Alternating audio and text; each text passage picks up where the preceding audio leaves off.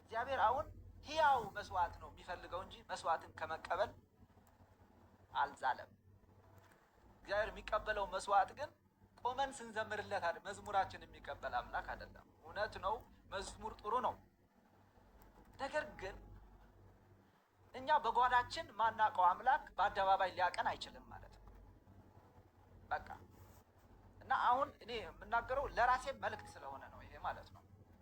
ስለዚህ በአብዛኞቹ እሱ ደስ አልተሰኘም ሲል እኔ በእኔ ህይወት ውስጥ እግዚአብሔር ደስ እየተሰኘ ነው ወይ ብሎ ሰው ማሰብ በጣም ተገቢ ጥያቄ ነው ማለት ነው።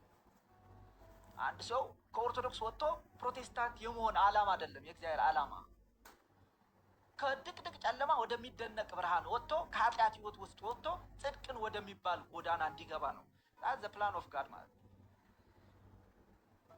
ኢየሱስ ክርስቶስ አንድ ጊዜ በዮሐንስ ወንጌል ምዕራፍ 8 ላይ ሲናገር መጥቶ እውነትን ታውቃላችሁ አለ። ዮሐንስ 8:32 ላይ you will know the truth፣ ያ እውነት አርነትን ያወጣችኋል አለ።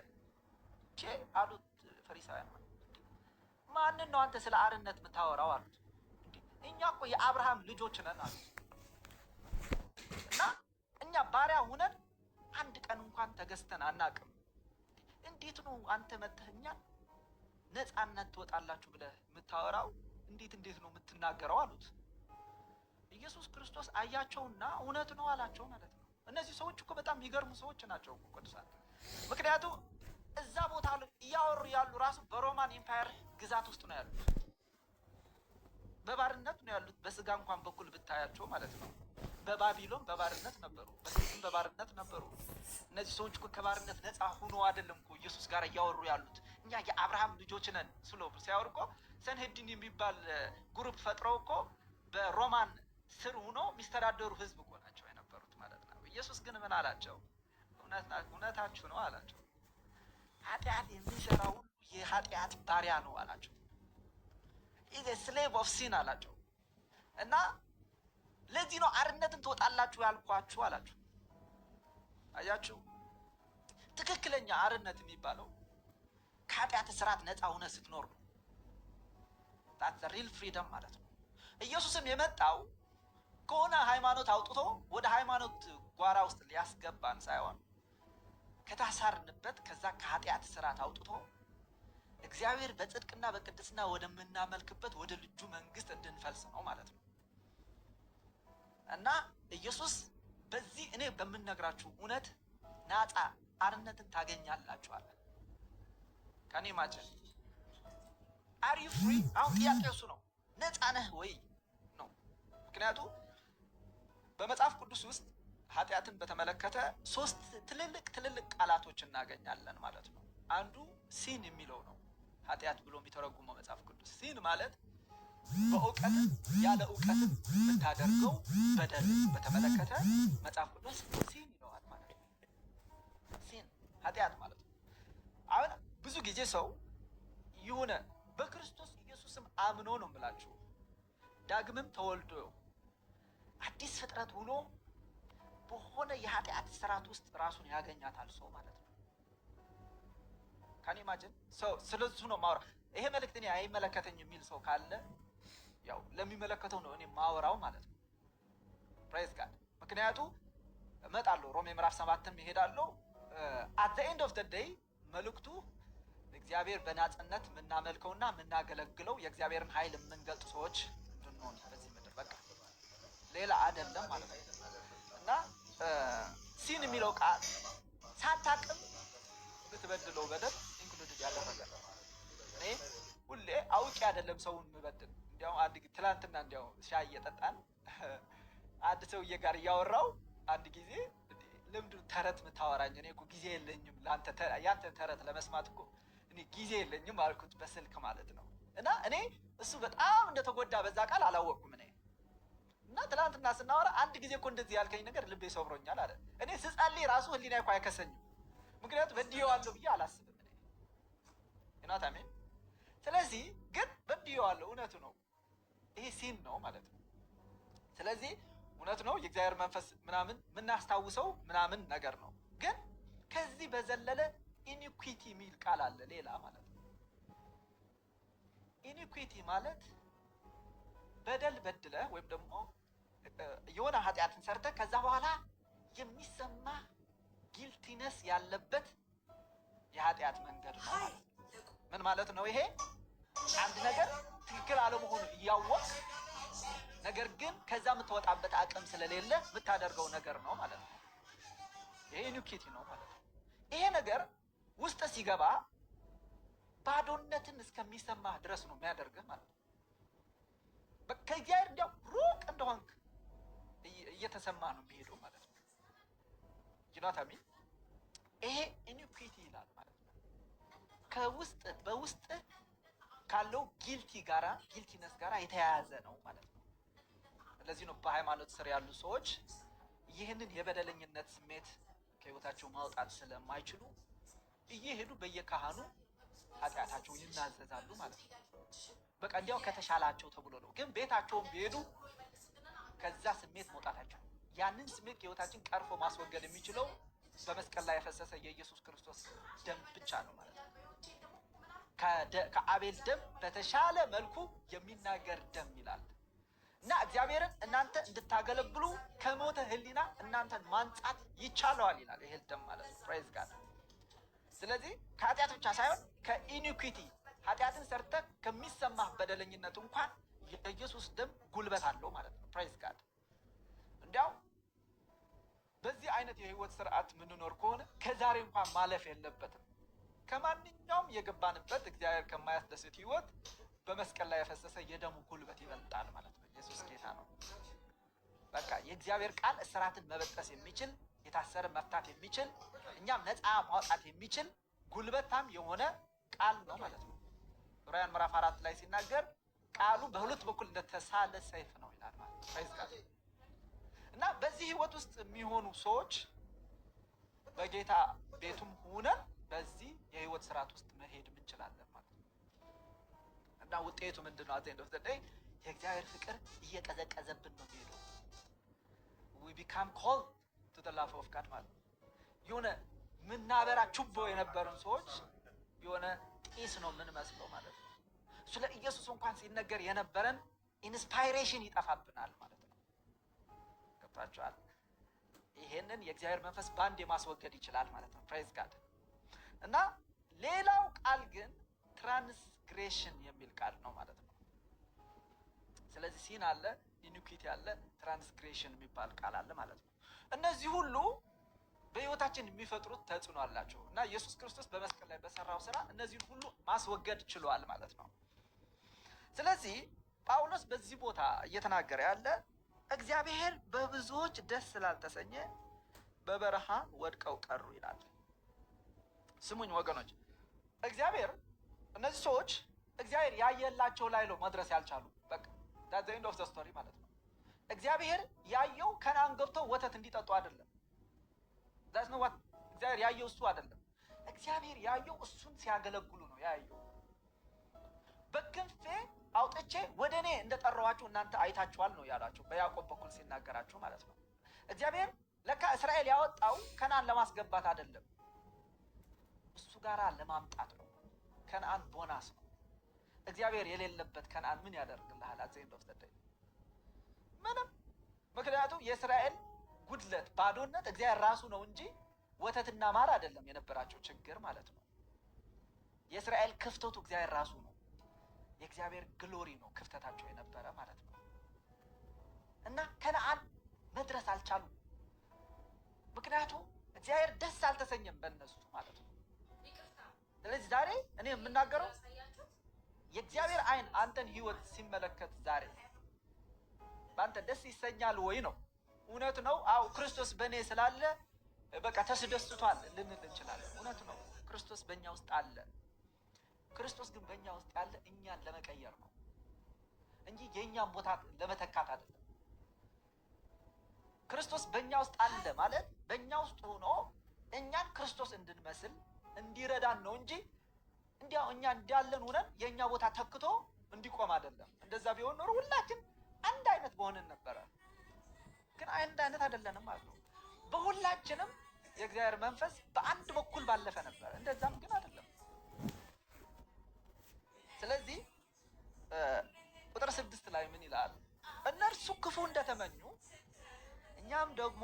እንዳንመኝ እነዚህ ነገሮች ምሳሌ ሆነዋልና ይላል። ከምንድን ነው የሚጀምረው የእስራኤል ችግር ብሎ በዚህ ቦታ ይናገራል። ከምኞታቸው ነው የሚጀምረው። የሚመኙት ነገር እግዚአብሔር የሚያየው አልነበረም ይላል ማለት ነው። ቅድም በትግርኛ ስናገር ነበረ።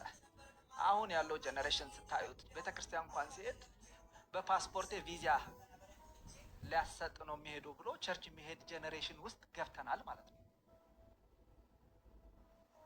እግዚአብሔር ለቪዛ የሚፈልግ ጀነሬሽን ላይ ውስጥ ደርሰናል። that's the standard right now ማለት ነው። በእኔ ህይወት እግዚአብሔር ደስ እየተሰኘ ነው ብሎ ከማሰብ አልፎ ሰው እሱን ቀርቶ ማለት ነው ቪዛ ይመታልኛል ቸርች ብሎ ፓስፖርት ይዞ ቸርች ይሄዳል ሰው ማለት ነው። በቃ እና እኔ ሳስበው ማለት ነው እግዚአብሔር ምን ይል ይሆን? በቃ እግዚአብሔር ምን ይሉ በቃ ጌታ የእግዚአብሔር መንፈስ እንደው በመካከላችን ነው። መጽሐፍ ቅዱስ በራዕየ ዮሐንስ ሲናገር በመቅረዙ መካከል የሚመላለሰው ይለዋል። የእግዚአብሔር መንፈስ ሁሌ በእኛ መካከል ይሄዳል፣ ይመጣል፣ ይገባል። ሐሳባችንን ይመዝናል ጌታ። what is the desire ህይወታችንን ገዝቶ ያለ ያ ሐሳብ ምን እንደሆነ ያያል ማለት ነው። ነብዱከነጸርን ምንድነው ያለው? መዝኜ ቀለህ ተገኝተሃል አለው አይደል እንዴ? ስለዚህ እግዚአብሔር ሐሳባችን ውስጥ የከበደው ነገር የእግዚአብሔር ክብር ጉዳይ ነው ወይስ የኛ ጉዳይ ነው የሞላው? ትጥሳለህ፣ ትሄዳለህ፣ ታገባለህ፣ ትወልዳለህ። ከዚህ ያለፈ በጌታም ሳትሆን እኮ የምትሆነው ነገር ነው ይሄ። ምንም እኮ ጌታ እኮ አያስፈልግም። ለዚህ ለመውለድ፣ ለማግባት፣ ስራ ለመያዝ ምን ጌታ ያስፈልጋል? ጠንቋይ እንኳን ያገኘው የለ እንዴ? አንድ ኤቲስት እንኳን ያገኘው የለ እንዴ? ወደ እግዚአብሔር ቤት የምንሄደው እኮ አንደኛ እኮ በእግዚአብሔር ብቻ ደስ እንዲለን ነው። በእግዚአብሔር ክብር ህይወታችን እንዲጠግብ ነው። የእግዚአብሔር ሀልወት ወደ ህይወታችን መጥቶ በስጋችን ጌታ እንዲከብር ነው። ዳት ጎል እግዚአብሔር የሚፈልገው እሱ ነው። እግዚአብሔር ማያውቅ ትውልድ እየበዛ ነው ማለት ነው። ልክ እንትና ከሞተ በኋላ ይላል፣ ዮሴፍ ከሞተ በኋላ ይላል እግዚአብሔርንና እግዚአብሔርን የሰራውን የማያውቅ ትውልድ ተነሳ ይላል።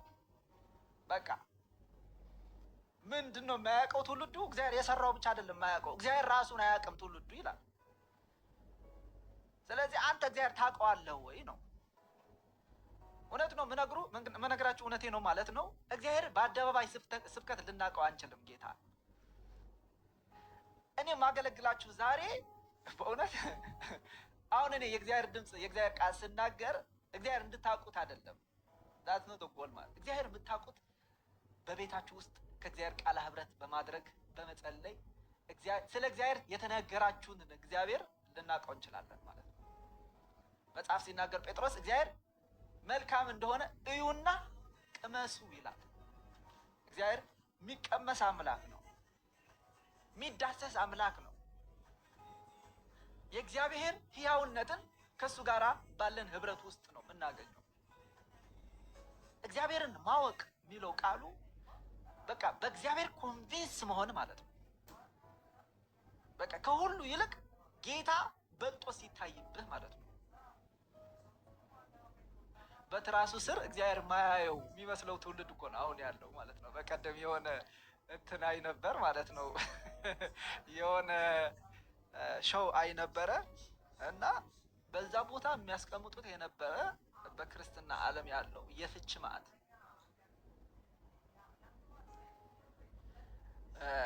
በጣም በሚዘገንን ስታንዳርዱ ፍቹ በእግዚአብሔር ቤት እንዲያው አሁን ካላወጣኝ እፈታዋለሁ ብሎ ሰው ስታንዳርዱ ያንን ያህል ዝቅ አድርጎ ደረቱ ነፍቶ እየሄደ ነው ማለት ነው።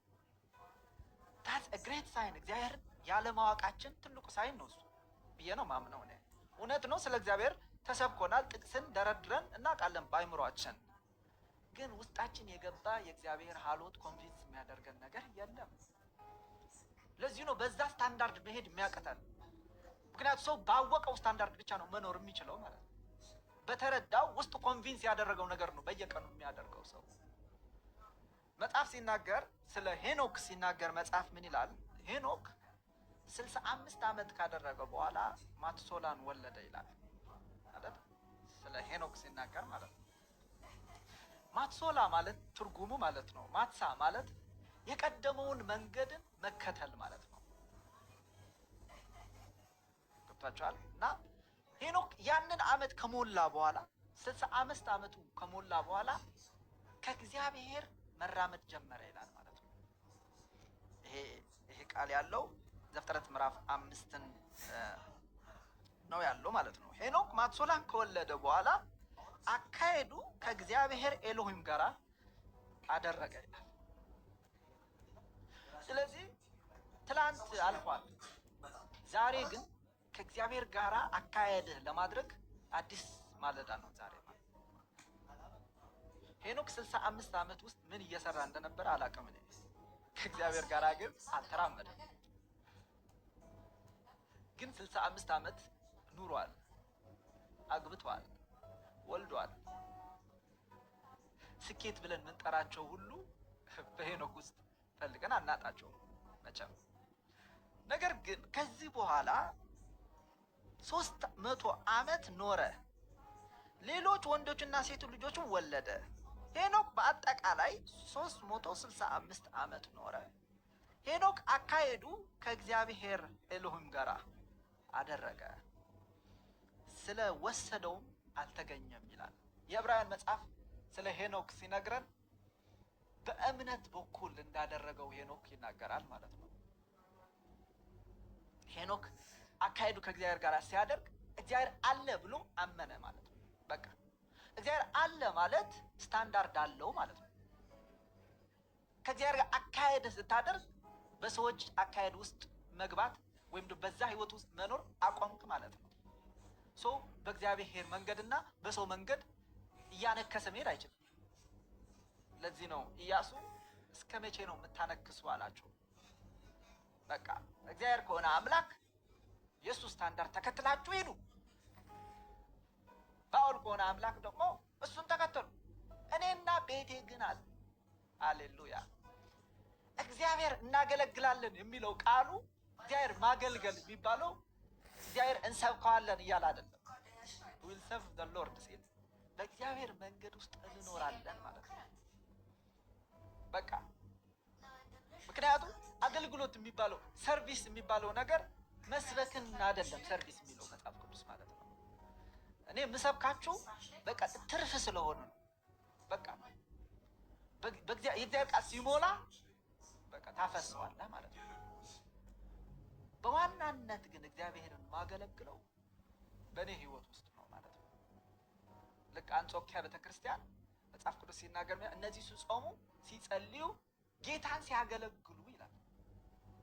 መንፈስ ቅዱስ በርናባስና ሰውን ለጠራዋቸው ጥሪ ለዩልኝ ብሎ ተናገረ ይላል ማለት ነው። ፕሬዝ ጋድ። በቃ ሆሊ ስፒሪት መጣ። ፕሬዝ ጋድ። በምን ሲያገለግሉ የሚለው ሲጾሙለት ማለት ነው። በቃ when they serve the Lord ሲጾሙ በቃ በእግዚአብሔር ጋር ህብረት ሲያደርጉ that's your service to the Lord ማለት ነው። ለእግዚአብሔር ያለ አገልግሎት እሱ ነው። በቃ ሲጾሙ ሲጸልዩ ጌታን ሲያገለግሉ ይላል።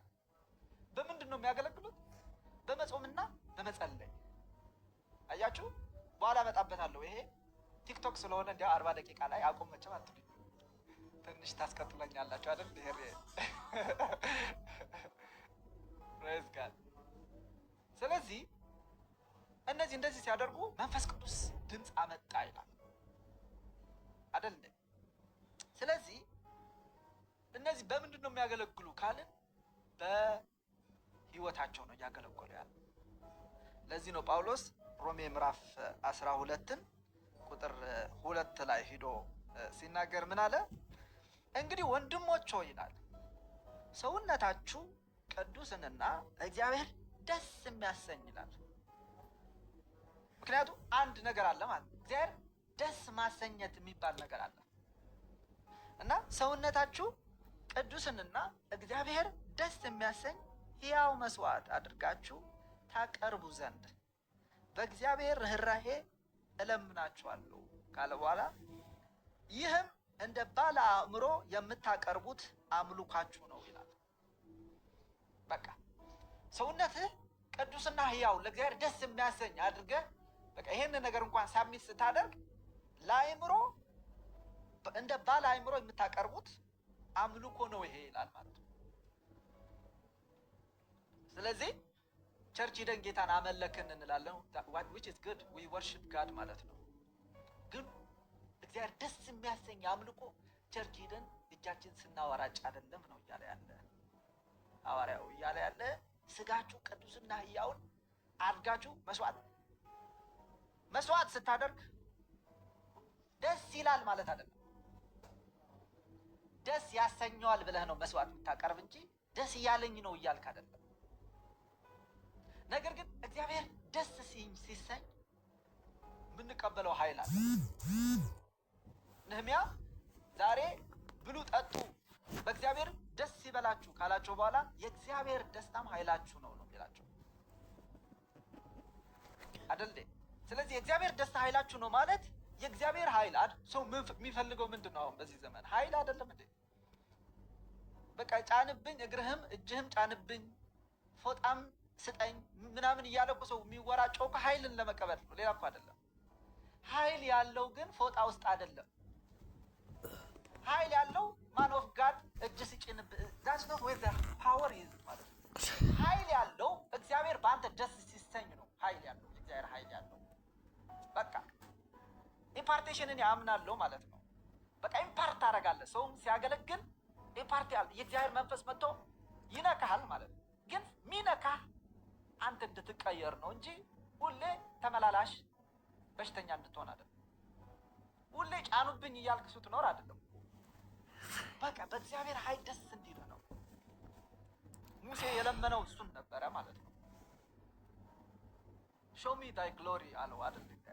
ክብርህ እኔ